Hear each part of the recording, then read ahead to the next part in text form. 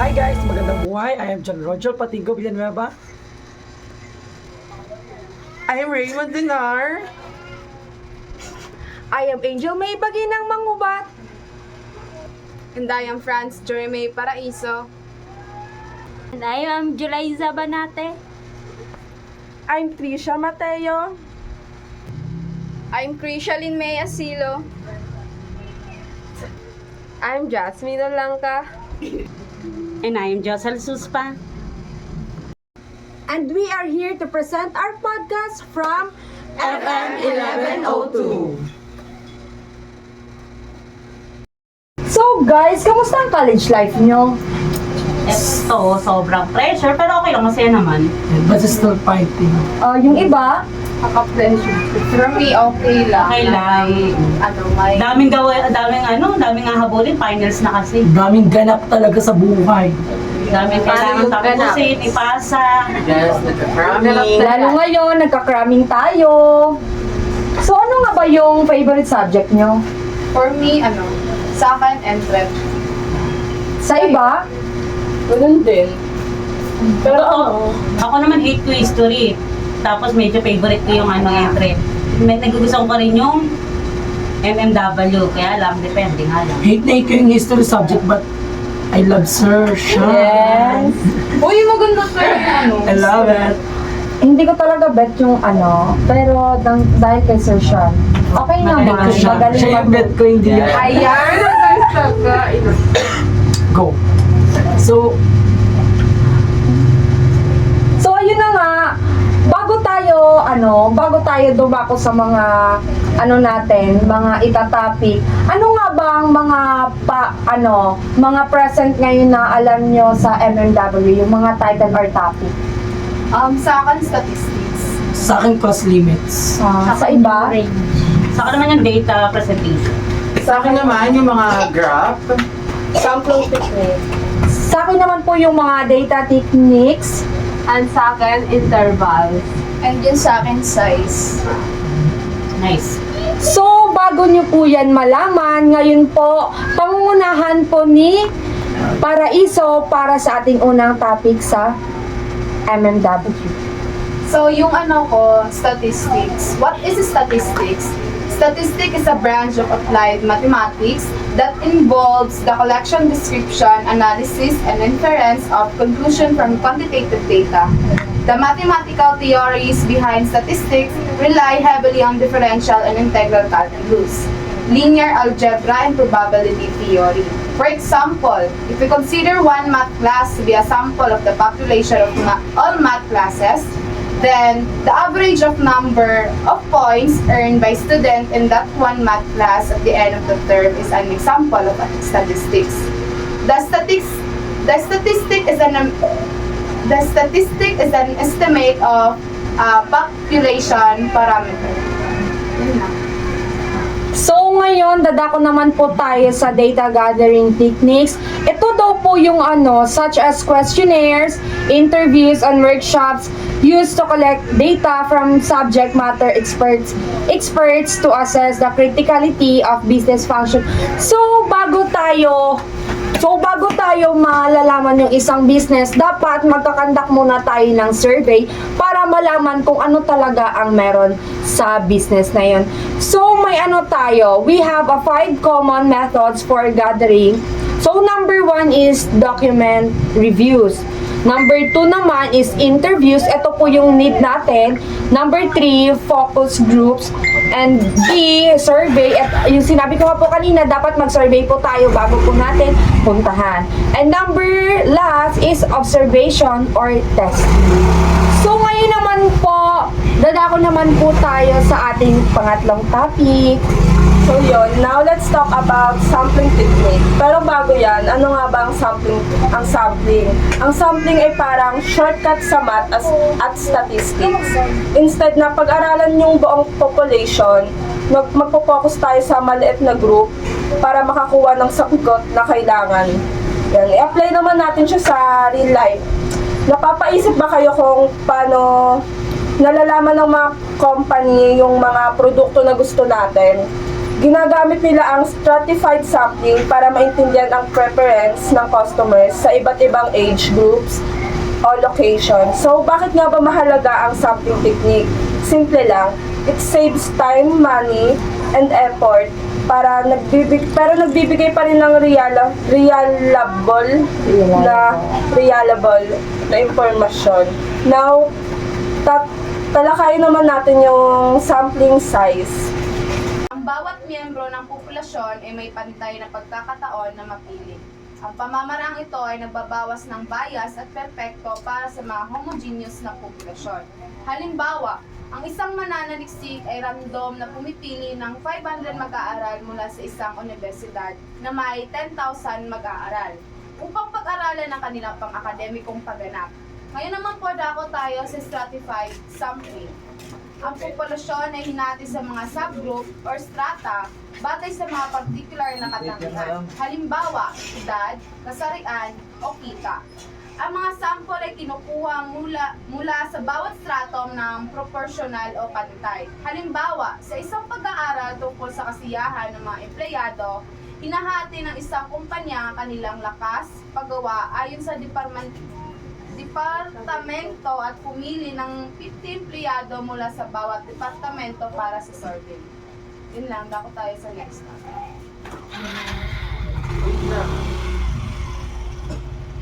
So, ayun guys, bago tayo dumako. So, ang unang topic po pala natin is statistic.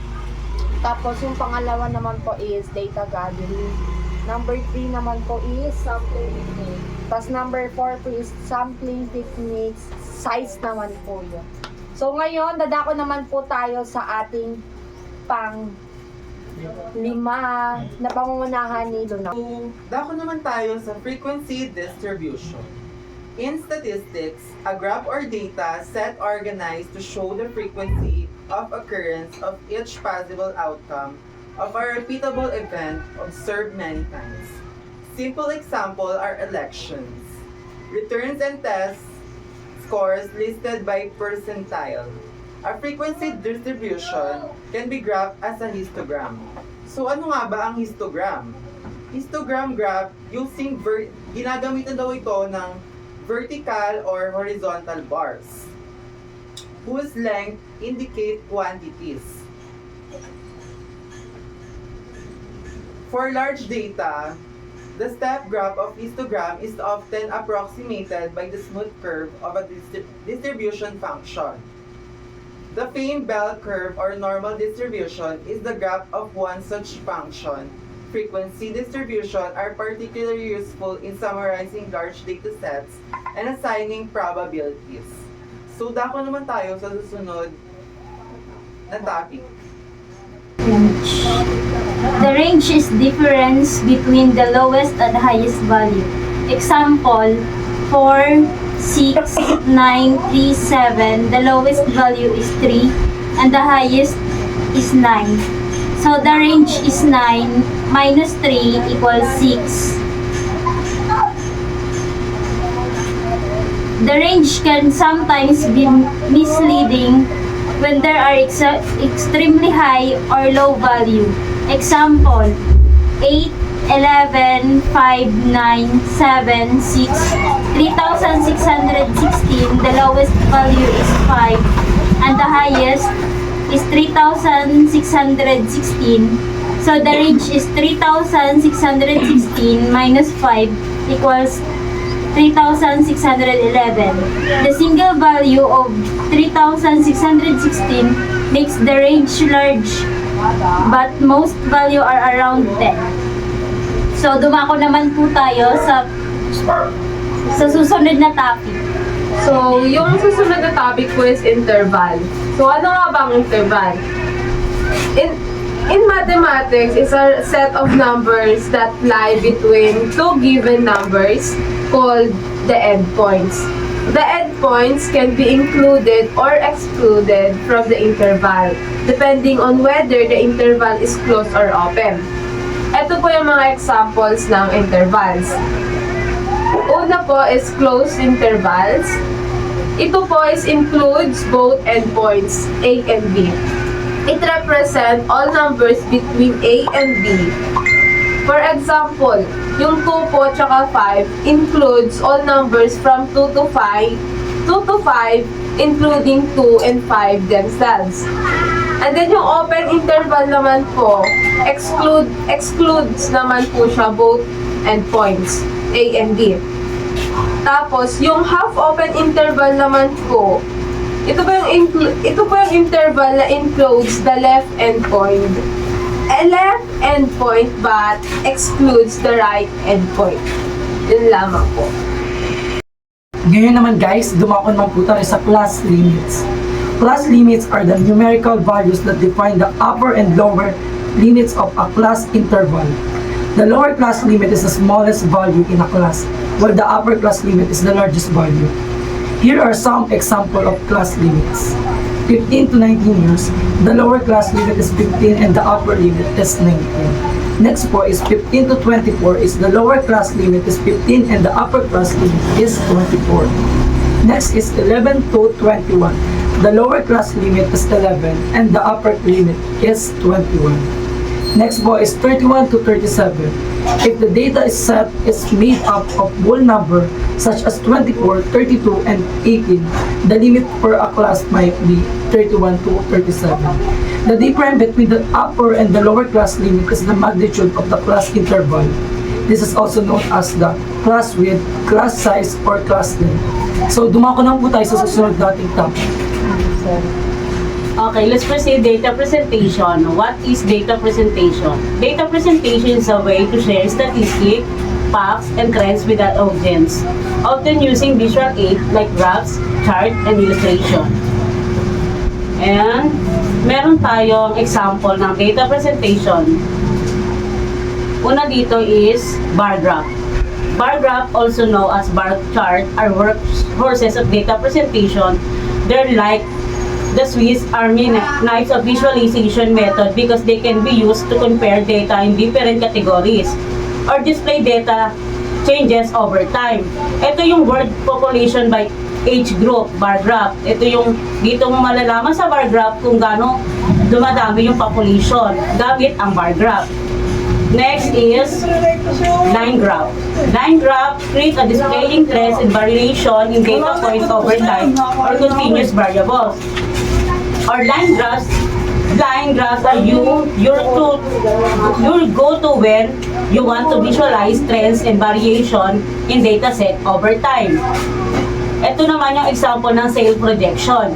Dito ginagamit ang line graph. Ayan yung example.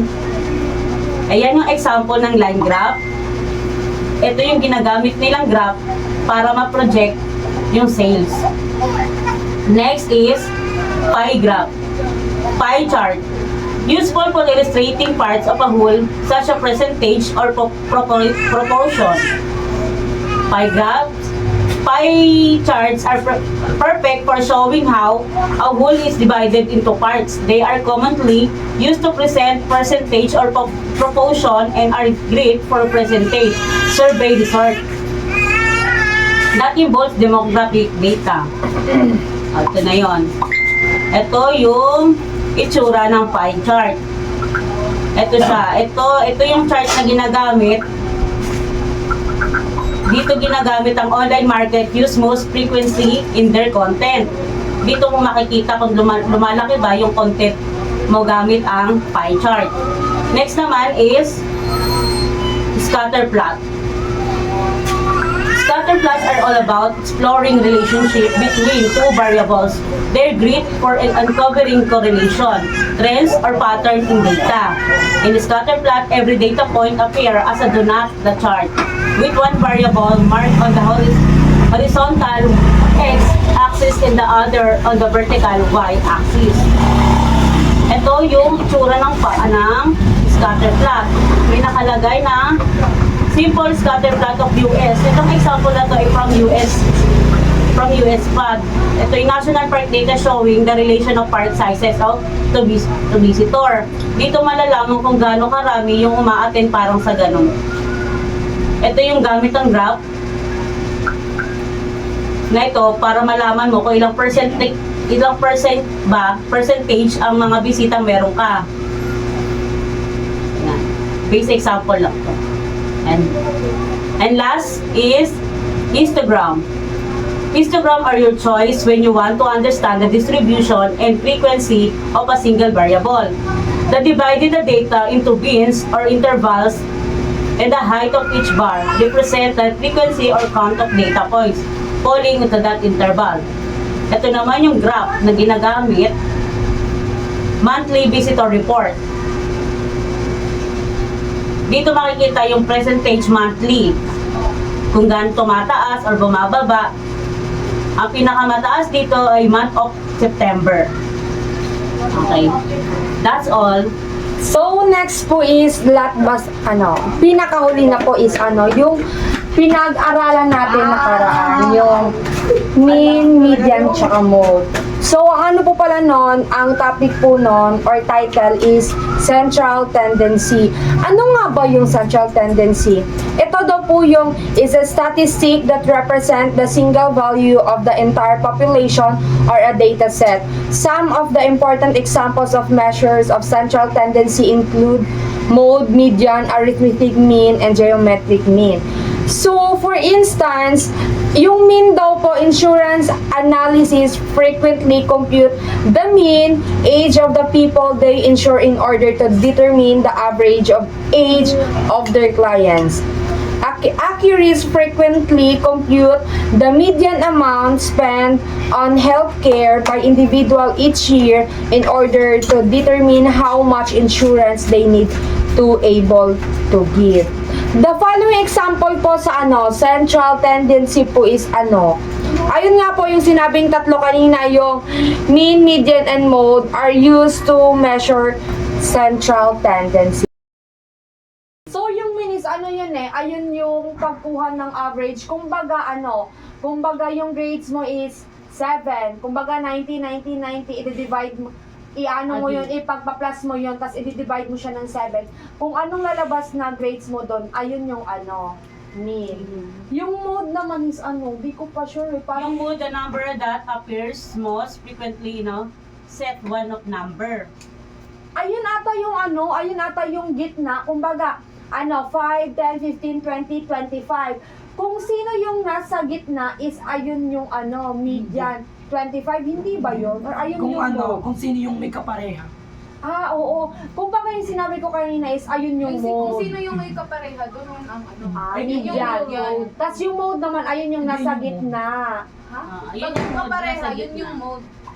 Yung median naman, hindi, tama hindi, ako. ang median ba, yun yung nasa middle value, gitna ng Oo. numbers. Ah. Yan yung yung maliit to malaki, smallest to largest.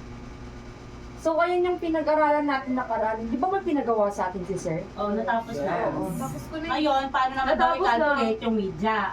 Median. Ay, median. Mean, median. Siguro So, ang sa median, atin. di ba sa median is yung sa gitna nga, di ba, hindi mo na siya i-calculate. Hahanapin mo na lang kung, I-arrange mo lang siya in order. oo, tas, kumbaga, From 5 list to numbers, 5, 10, 15, 20, 25. Kung sino yung nasa gitna, ayun yun, di ba? Hindi, di Yung ba gitna median. 25 if ever. No! Tapos 25 ulit, tapos pababa. 5, 10, 15, 20, 25. 5, 10, 15, 20, 25, 25, 20, 15. Ganun ang Ay, so pag may pareha, yun yung median. Or yung sukat. Hindi ko alam mean, median, mode. Kasi Hindi ang ko alam. pagkakaalam ko, ang mode is, hindi. At ito pala yun, ang mode is, ayun yung gitna. Yung, kung 5 number.